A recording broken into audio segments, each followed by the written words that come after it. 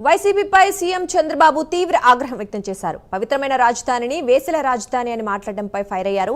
మహిళలను కించపరిచి దాన్ని డైవర్ట్ చేయడానికి జగన్ పొదిలి వెళ్లారని విమర్శించారు. లా అండ్ ఆర్డర్ కి ఇబ్బంది కలిగిస్తే వదిలే ప్రసక్తే లేదని సీఎం చంద్రబాబు వార్నింగ్ ఇచ్చారు.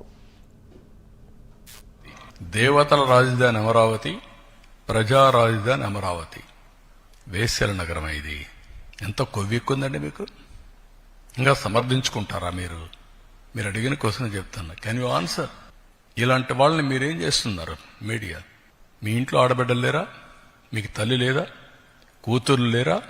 మీ భార్యలు లేరా? What are you talking? మనకు బ్లడ్ బాయిలింగ్ కాలేదా? ఇలాంటి వాళ్ళు నిన్న దాన్ని డైవర్ట్ చేయడానికి పోయి గొడవ చేస్తారా మీరు? ఈ ఇష్యూను డైవర్ట్ చేయాలా? దీనికి ఏం చేయాలి? ఒక చిన్న గీత ఉంటే ఇంకో పెద్ద గీత గీయాలి. అంటే పోయి 15,000 మందిని పెట్టుకొని రౌడీజం చేస్తారా? అంటే మీ ఉద్దేశం ఏంటి?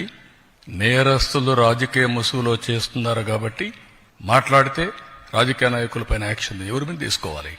రాష్ట్రానికి లా అండ్ ఆర్డర్ ఎవరు క్రియేట్ చేసినా బీ కేర్ఫుల్. హెచ్చరిస్తున్నా. నేనెప్పుడు భయపడలా.